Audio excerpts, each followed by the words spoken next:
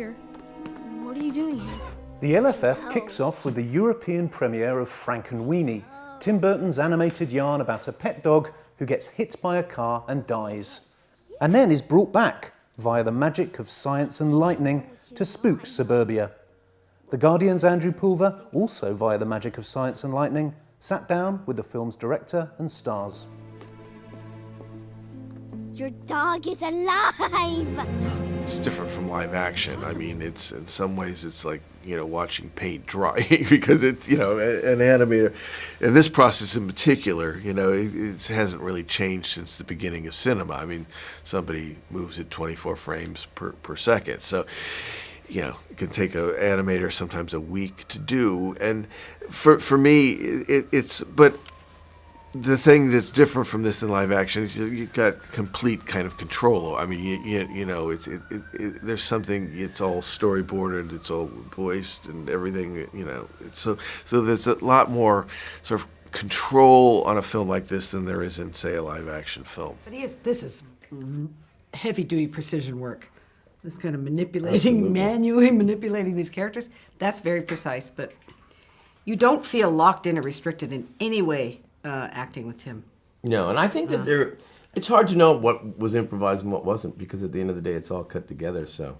But it was a very strong script to start with, yeah. And the writer will remember every word. My background was I was an animator, so I think, I went to school for animation, so I think that just sort of rubs off, I mean, I never really thought about it too much, but, even when I was just designing work for Disney, I was always, I was designing things that were for animation or for live action. I didn't really make any distinction between, because my drawings all kind of look the same. So it's like I don't like draw one way for live action and one for animation, because they're all slightly crude. It all kind of comes through the same process.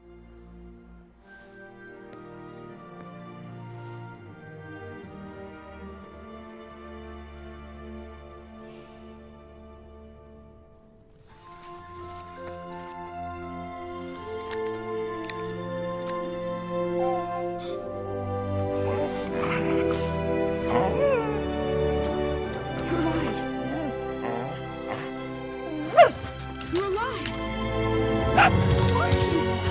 You're alive! I can't believe it! You're alive! Joining me now in the green room of the BFI South Bank is the Guardian film critic Peter Bradshaw. Peter, welcome to the glamour of the LFF. It's great to be here. It's great to be here. Wherever you are is glamour, Zan, obviously. I bring it with me, bring even it here. Wherever you go. Enough about me.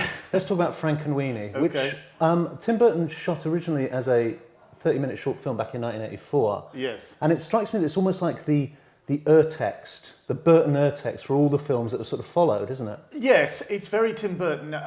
It was also conceived at a time when Steven Spielberg had a massive hold, perhaps even more of a hold than he has now, on filmmakers and audiences, and it is very, very Spielbergian, It's very indebted to E.T. And however much it's Tim Burton, it's also quite Steven Spielberg, to be quite honest with you. You say it's Spielberg, but I guess what's pure Burton is the love of the Gothic, the love of death, the love of dark, twisted outsiders, which I guess is purely Burton, I mean, by way of Edward Gorey. Yes, it's by way of Gorey, certainly, but also by way of 100 different half-remembered and fully remembered movies and TV shows, like, for example, The Munsters or Young Frankenstein.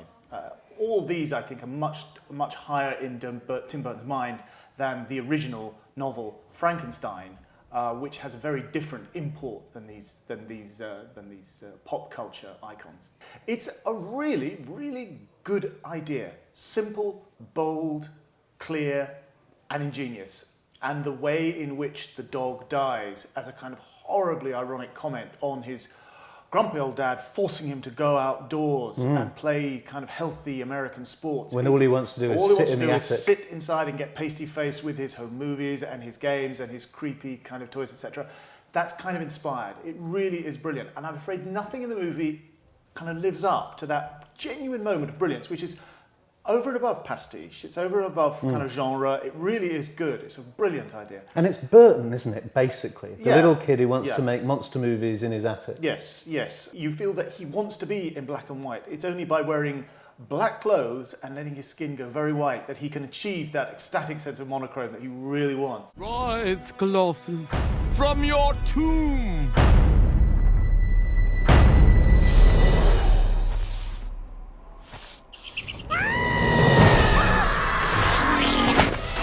Cool. Victor, let's go. Hang on. Mr. Whiskers is trying to tell us something. Did you get that out of the litter box?